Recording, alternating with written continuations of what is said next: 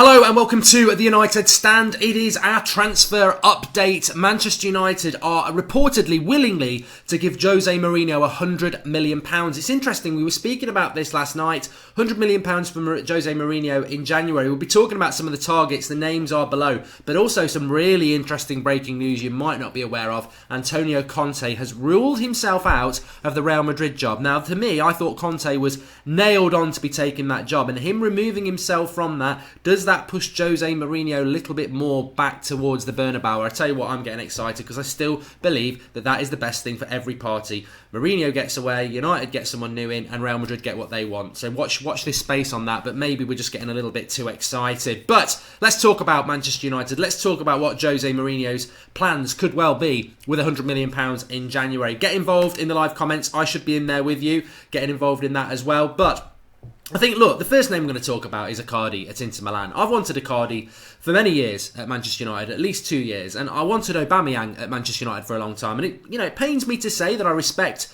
Arsenal's business that they did in getting Aubameyang. I just felt he was the perfect number 9 for any top Premier League side. United could have done that deal, and we just seem to ignore it all the time. And I think it would have been bloody brilliant for us. I mean, if you put Aubameyang where Lukaku is at the moment, he's quick, he's tall, he can hold the ball up, he's got great technique, he can spin and turn. He'd be brilliant for Manchester United, and we wouldn't have this problem that we have with Lukaku. And this is not going to be a pick on Lukaku show. I don't want to do that. I mean, I know a lot of people are doing that at the moment. I don't mind Lukaku, but I've always said I'm aware of Lukaku's limitations. Even when Lukaku's on fire, scoring 30 goals, which he may well do again this season, I will still be very consistent and say Lukaku's issue is his hold-up play is redundant. His first touch is like a brick wall, and it slows us down in the final third. It makes us very static in the final third. If you put a number 9 up there who can hold the ball up, and someone like Aubameyang could have done that, then it would have been perfect. Obviously, we can't get Aubameyang, but Mauro Icardi is there. Inter Milan, I think he scored something ridiculous like 106 goals in about 140 games for them. He can hold the ball up. He has got great technique. He has got great finesse.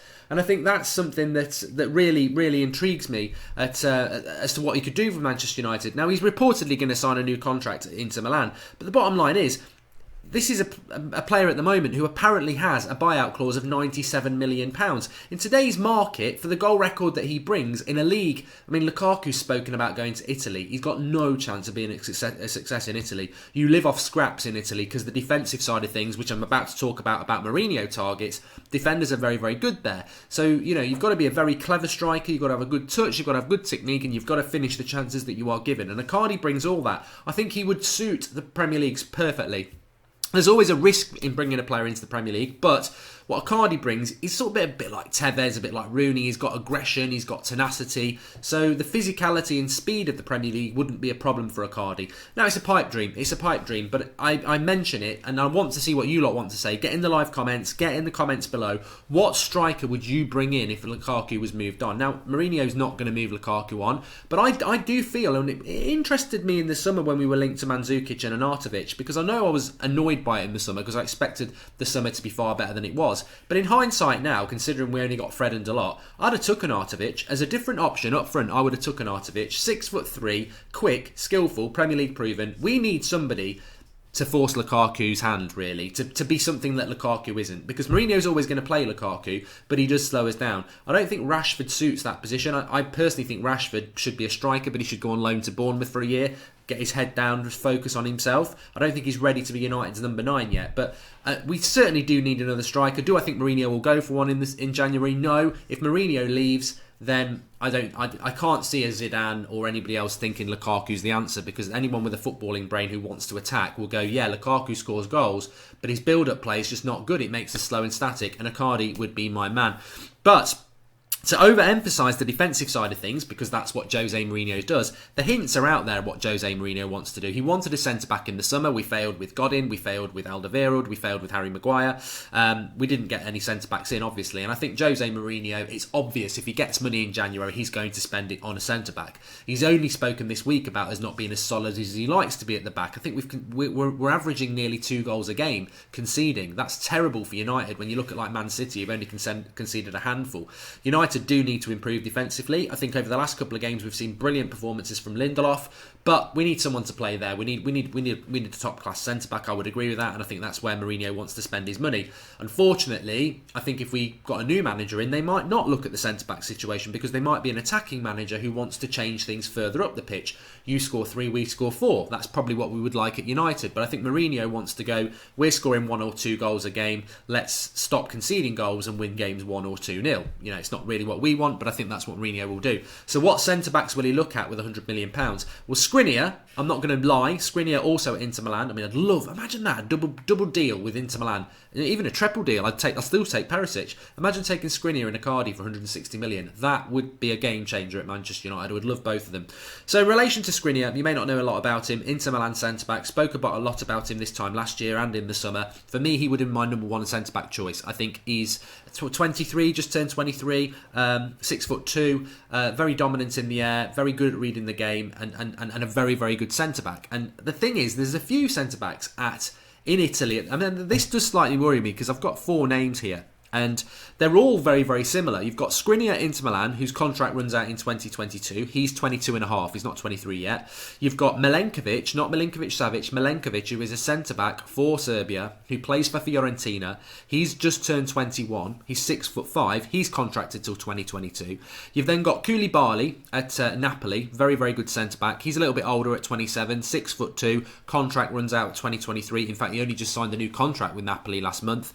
And then you've got Romagnelli, who is also an Italian centre-back, 23, 6'2", contract runs out in 2022 at AC Milan. And these are the centre-backs that United are being linked with, which in itself is quite an interesting thing. And I don't know, I'll throw it to you lot. Who would you take? Romagnelli from AC Milan, Koulibaly from Napoli, Milenkovic from Fiorentina, or Skriniar from Inter Milan? It would be Skriniar every day of the week for me because I think he is the closest thing to what we need.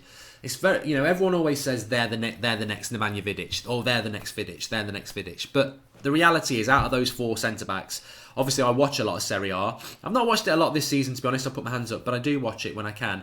And for me, Skriniar is the one that I've been going on about for about 18 months. He is the one that's closest to what we need. He's dominant, he's aggressive, he's strong, and he's good on the ball.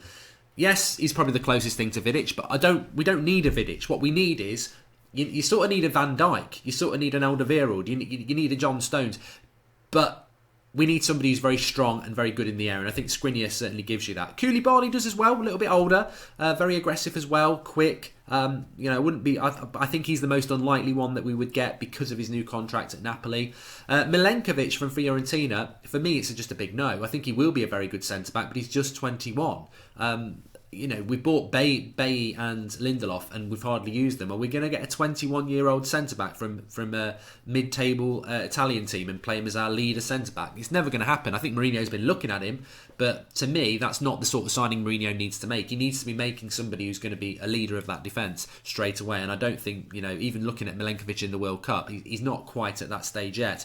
Romagnelli's very interesting at AC Milan. I don't think they would want to sell him, but he's very good. But again, you're looking at what the fees would be. We reportedly were in for Skriniar in the summer. £60 million was quoted. Koulibaly would be the same. I think Milenkovic at Fiorentina would probably be a bit cheaper, maybe 40 million. And I think Romagnelli again would be around the 60 million mark. So you take your pick, don't you? But it's £60 million for a centre-back. And I think that's where Jose Mourinho will want to spend his money. But again, I don't think any of those players are going to leave their clubs in January. I don't see it happening. And again, I always use Vidic as the example. I've seen people talking about this recently. Lindelof's like Vidic. Well, he's not like Vidic. Vidic didn't have a whole year of bad play before he got good.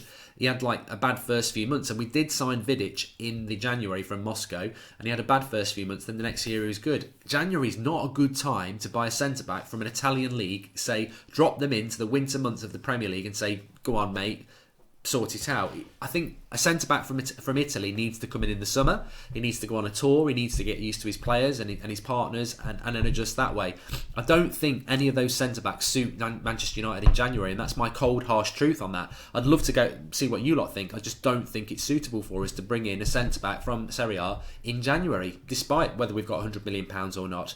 And then that leaves you with another option, which is maybe Toby Alderweireld. Now, Toby Alderweireld, I believe, is 30 next summer, so you'd be buying a player who's 30. He's got this release clause in the summer coming up for £25 million. So you could go to Spurs in January and say there's 35. 10 million more than you're going to get in the summer. Give us 35 million. Alderweireld's not signing a new contract. You could do that. To be honest with you, it's whether you want short-term gain or long-term gain. And I think that Toby Alderweireld would be a player that you could bring in January. He could go straight into the centre-backs with Lindelof or Bailly. He knows the league. He'd be very, very good. But in 12 months' time, he'll be on the decline. And in 12 months' time, I don't think Jose Mourinho would be here. So personally, I'd rather we didn't spend any money in January on centre-backs and we waited till the summer. Mourinho may be gone, he may be not, but we go and get Skriniar for 60 million. That's what I would like to do. But, obviously open to what you lot think in relation to that, of course. And as I said there, talking about transfers, we're in the transfer studio, so do drop a like on the video.